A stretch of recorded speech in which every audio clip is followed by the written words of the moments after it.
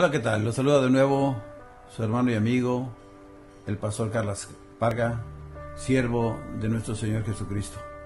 Hoy, con la ayuda de Dios, con la ayuda del Espíritu Santo, deseo compartir una porción de las Escrituras que se encuentra en la carta del apóstol Pablo a los Filipenses, en el primer capítulo, versículo 23, que dice así: porque de ambas cosas estoy puesto en estrecho, teniendo deseo de partir y estar con Cristo, lo cual es muchísimo mejor.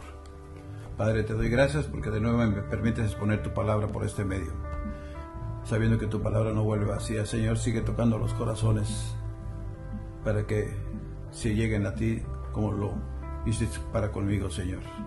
Te lo pido en el nombre que es sobre todo nombre, en el nombre de Jesús. Amén. Cuando Pablo llegó a Roma, fue tratado con gran diferencia.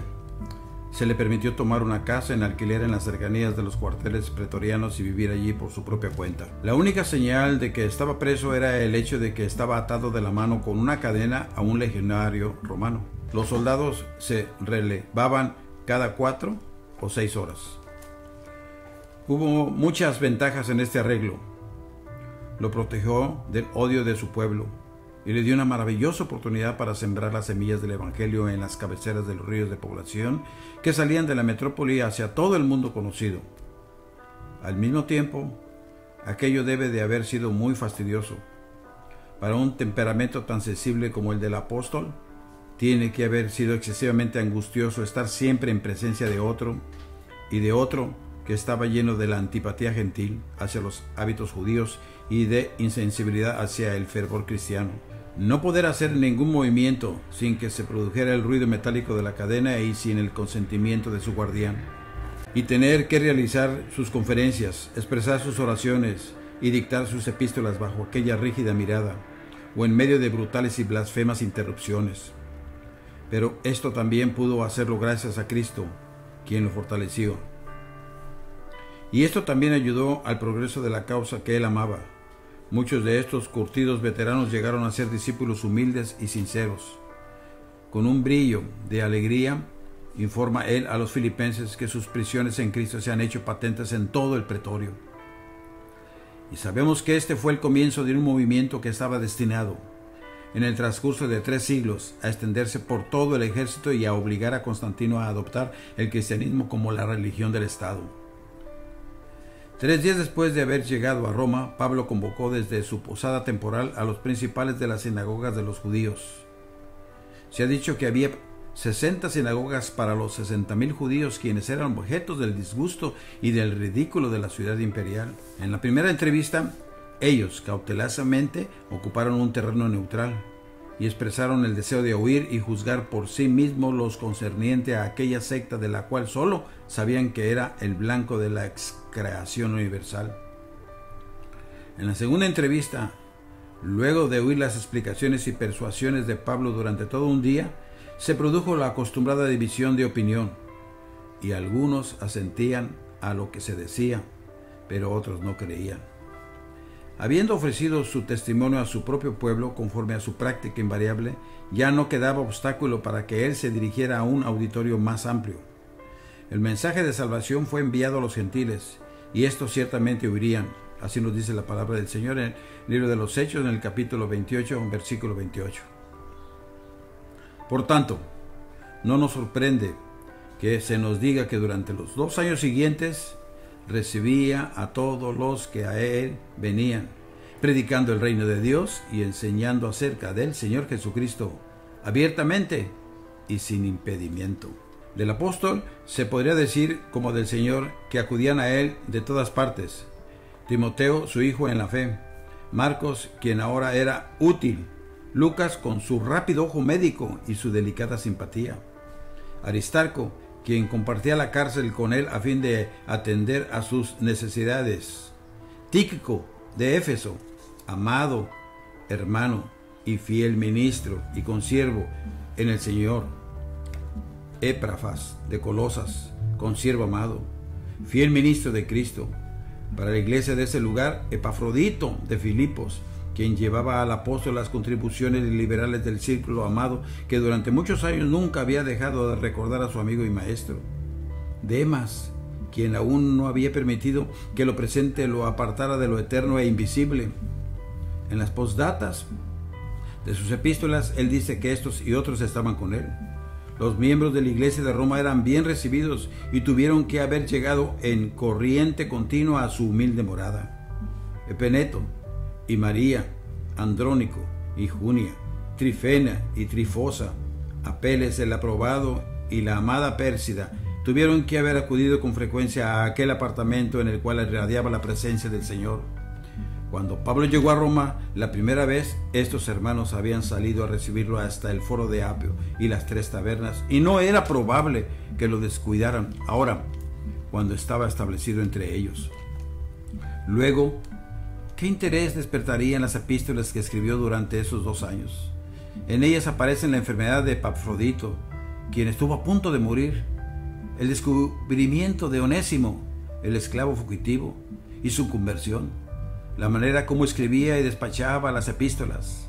Casi hay la seguridad de que Pablo fue absuelto cuando se lo sometió a juicio por primera vez y de que quedó en libertad, y que se le permitió dedicarse de nuevo a la obra que amaba durante unos 2 o 3 años. Evidentemente, cuando escribió a los filipenses estaba esperando eso, y confío en el Señor que yo también iré pronto a vosotros. En la epístola a Filemón también llega hasta el punto de pedir que se le prepare alojamiento, pues espera ir allí en respuesta a las oraciones de ellos. La tradición universal sostiene que él disfrutó de un intervalo de libertad entre los 2 encarcelamientos, y sin esta hipótesis es casi imposible explicar muchas de las cosas incidentales a las cuales él alude en las epístolas que escribió a Timoteo y a Tito, que, hasta donde alcanzamos a ver, no pueden referirse al periodo que abarca el libro de los Hechos. Como hombre libre, una vez más, Pablo ciertamente habría realizado su intención de visitar a Filemón y a la iglesia de Colosas, y de allí hubiera pasado a la iglesia de Éfeso. Luego, después de dejar allí a Timoteo con el encargo de que mandara a algunos que no predicaran otro evangelio que él, que había oído de labios de él, proseguiría el viaje hacia Macedonia y Filipos. ¿Qué recibimiento debe de habérsele ofrecido allí? Lidia y Clemente, Evodia y Síntique, Epafrodito y el carcelero, junto con muchos otros compañeros de labor cuyos nombres están escritos en el libro de la vida, tuvieron que haberse reunido para servir a aquel cuerpo frágil y agotado, y para recibir la inspiración de su alma heroica. De Filipos debe de haber pasado a otras iglesias de Grecia, y entre ellas a Corintio. Finalmente salió con Tito para Creta, donde lo dejó para que arreglara las cosas y estableciera ancianos en cada ciudad. Al regresar al continente, escribió la epístola a Tito, de cuyos mensajes finales deducimos que él iba a pasar el invierno en Nicópolis, rodeado de varios amigos, como Artemas, Zenas, Tíquico y Apolo, quienes estaban inspirados con el espíritu de Pablo y lo estaban ayudando a fortalecer la organización y a purificar la enseñanza en estas nuevas iglesias. Sin embargo, esta bendita libertad le fue quitada. Uno de los eventos más terribles de la historia del mundo, la quema de Roma, ocurrió en el año 64 después de Cristo, y Nerón, para apartar de sí la sospecha que lo señalaba a él como el autor del incendio, acusó a los cristianos de ser los incendiarios.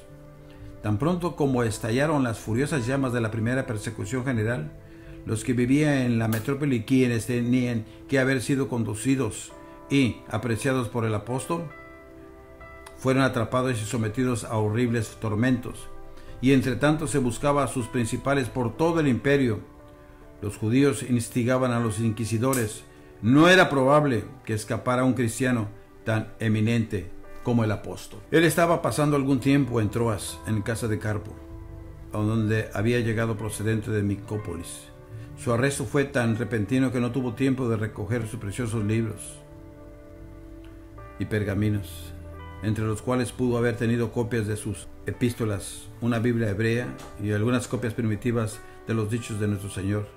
Ni tampoco tuvo tiempo de echarse encima el capote que lo había acompañado en muchas tormentas invernales. De allí fue llevado apresuradamente a Roma. Un pequeño grupo de amigos lo acompañó con fiel tenacidad en este viaje corto y triste. Demas y Crescente, Tito y Tíquico, Lucas y Erasto. Pero Erasto se quedó en Corinto, lugar por el cual pudo haber pasado el pequeño grupo. Y Trófimo cayó enfermo en Mileto y hubo que dejarlo allí, pues la guardia romana no soportaba demoras. Así que, por segunda vez, Pablo llegó a Roma. Pero las circunstancias de este segundo encarcelamiento fueron completamente diferentes de las del primero. En el primero él tuvo su propia casa alquilada. En el segundo quedó completamente confinado. La tradición indica que la cárcel mamertina fue el lugar donde pasó sus últimas semanas o meses. En el primero se podía llegar a él fácilmente. En el segundo, Onesíforo tuvo que buscarlo con mucha diligencia y necesitó valor para no avergonzarse de las cadenas del apóstol. En el primero, él fue el centro de un gran círculo de amigos y simpatizadores. En el segundo, el zarandeo de la aflicción había reducido grandemente sus filas, en tanto que él había sido despachado a otros para que cumplieran misiones distantes. Solo Lucas está conmigo, dice la Escritura. Es más bien la expresión de la soledad del anciano. Pero ahora, al repasar su carrera, podría decir con humildad y veracidad: he peleado la buena batalla, he acabado la carrera, he guardado la fe, por lo demás me está guardada la corona de justicia. ¿Qué procesos se siguieron para el enjuiciamiento de Pablo?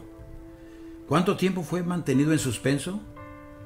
¿Llegó Timoteo a tiempo para verlo y estar con él en el momento último y supremo? ¿Por qué método fue sometido al martirio? No hay respuesta cierta para estas preguntas.